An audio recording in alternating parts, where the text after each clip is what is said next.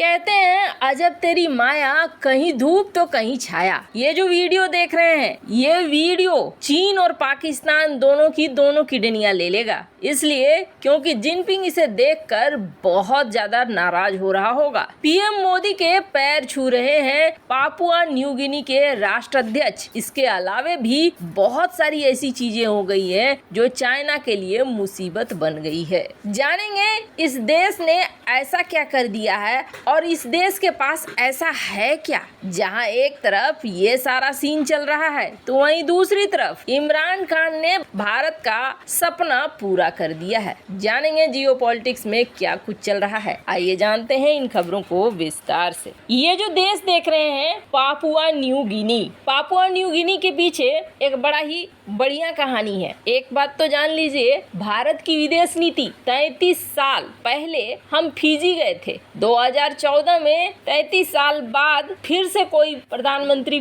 Fiji गया और वो था पीएम मोदी। वैसे आपको बता दें 33 साल पहले जो गई थी वो इंदिरा गांधी थी। उसके बाद से हमारी विदेश नीति खटाई में पड़ गई। ऐसा ही कुछ हाल पापुआ न्यू गिनी के साथ भी हुआ। पापुआ न्यू गिनी की भी यात्रा कभी जल्दी से तय नहीं की गई किसी बड़े लेवल पर, जबकि ये देश बहुत महत्वपूर्ण है। अगर मन में ख्याल आ रहा होगा कि ये कौन सा देश है, कोई अफ्रीका का छोटा सा देश है क्या, तो आप स्क्रीन पर देखिए, ये जो देख रहे हैं आप, ये इलाका है पापुआ न्यू गिनी का। पापुआ न्यू गिनी जिसे आप देख रहे हैं, पापुआ न्यू गिनी से सटा हुआ जो हिस्सा है ये इंडोनेशिया का पड़ता है और बाकी हिस्सा पापुआ न्यू गिनी का है। वैसे ये जो पापुआ न्यू गिनी है ये कभी ऑस्ट्रेलिया का उपनिवेश हुआ करता था, या ये कहे कि ऑस्ट्रेलिया का पार्ट हुआ करता था, पर बाद में इन्होंने ऑस्ट्रेलिया से बगावत कर दी, ये आजादी मांगने लगे और इसे अलग कर दिया गया। इसके अलग होने के बाद भी ऑस्ट्रेलिया ने एक बड़ी गलती की थी। पापुआ न्यू गिनी इतना नजदीक होने के बावजूद पापुआ न्यू गिनी को मिलाकर नहीं चल पा रहा था ऑस्ट्रेलिया ने इसे नजरअंदाज किया और ऑस्ट्रेलिया ने जैसे ही नजरअंदाज किया इसका फायदा उठा लिया चाइना ने पापुआ न्यू गिनी से बातचीत करनी शुरू कर दी। फिर नजर में आया कि पापुआ न्यू गिनी में चाइना एक मिलिट्री बेस बना रहा है, माने कि ठीक वैसी जगह पे जहां पर ऑस्ट्रेलिया का दरवाजा खुलता है वहां पर एक मिलिट्री बेस। अगर मैप को ध्यान से देखे तब तो इस पूरे इलाके को बहुत अच्छे से घेर लेगा,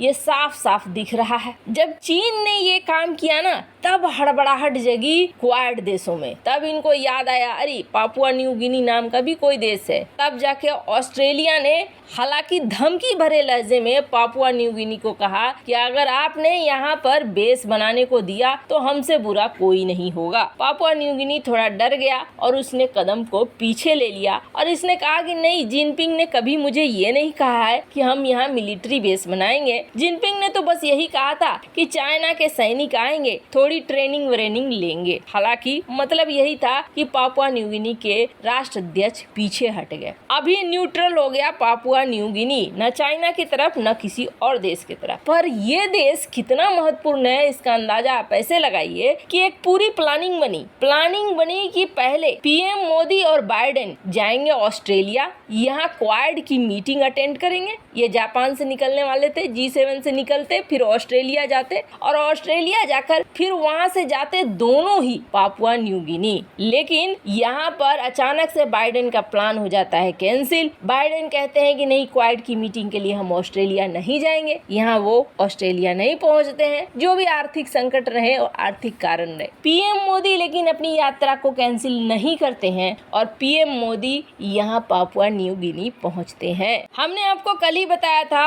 कि जो प्रोटोकॉल है उसे तोड़ा जा रहा है और तोड़कर पहला प्रोटोकॉल उनका है कि अपने देश में कभी भी सूर्यास्त के बाद वो किसी भी नेता का या किसी भी इंसान का स्वागत नहीं करते हैं। लेकिन उन्होंने प्रोटोकॉल तोड़ा और स्वागत का अरेंजमेंट किया। इस बात तक था कि अच्छा चलो एक प्रोटोकॉल तोड़ा है, पर ये जो वीडियो दिखा, जिस वीडियो ने मतलब आप समझ लीजिए इस वीडियो के पीछे बहुत बड़ी बड़ी चीजें हैं। पापुआ न्यू गिनी के राष्ट्राध्यक्ष भारतीय पीएम से मिलते हैं, मिलने के बाद उनके पैरों को छूते हैं, यानी इसका मतलब है कि इन्होंने हमारी संस्कृति के बारे में बहुत अच्छे से रिसर्च किया है। ये समझते हैं कि हमारे यहाँ बड़े बुजुर्गों का पैर छूना बहुत अच्छा माना जाता है, सम्मान देना बहुत अच्छा माना जाता है। सिर्फ इस चीज पर नहीं जाइए कि इन्होंने पीएम मोदी के पैर छुए, हाँ इस चीज पर भी जाइए कि एक तो पीएम मोदी ने देश को उस लायक बनाया कि आज उस पीएम को दुनिया भर के लोग जानते हैं। उस दूसरी हमारी संस्कृति के विषय में भी जानना चाहते हैं, हमारी संस्कृति का सम्मान करते हैं। वहाँ 19 तोपों की सलामी के साथ साथ जो सम्मान मिलना चाहिए था वो पीएम मोदी को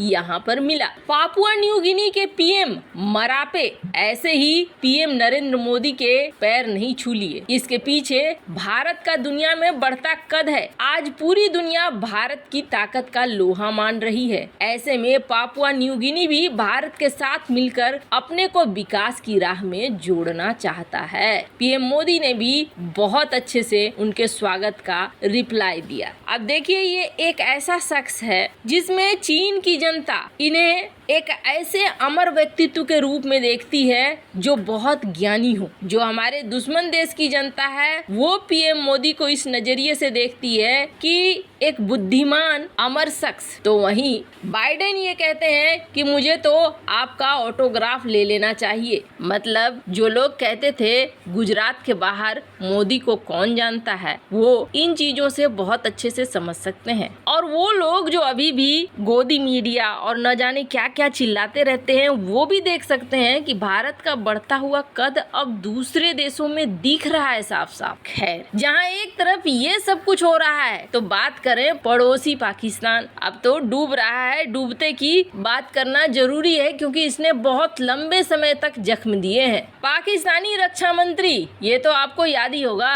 ये वो शख्स है जिसने ये कहा कि हमसे न्यूक्लियर हथियार छीन जाएंगे क्योंकि दुनिया की ताकत लग गई है हमारे पीछे और वो हमसे हथियार मांग रही है। जब तक हम हथियार नहीं देंगे हमें कहीं से कोई लोन नहीं मिलेगा। IMF की तरफ इनका इशारा था। तो वहीं दूसरी बार इन्होंने फिर से भारत को दोष देना शुरू कर दिया। इन्होंने ये कहा कि जिस तरीके से हमारे पवित्र स्मारकों पर हमला किया गया, आप जरा सोचिए कि शहीदों के परिवारों को, उनके उत्तराधिकारियों को कैसा लगेगा। हमारे हेडक्वार्टर पर हमला किया गया, ऐसा कभी भारत का सपना था कि भारत हमारे हेडक्वार्टर पर हमला करे, लेकिन ये सारा सपना भारत ने नहीं बल्कि इमरान खान ने भारत के सपने को हकीकत में बदल दिया और हमारे आर्मी के हेडक्वार्टर पर हमला हुआ, जिन्ना हाउस को जलाया गया। खैर, जिन जिन जगहों पर नुकसान पहुंचाया गया है वहाँ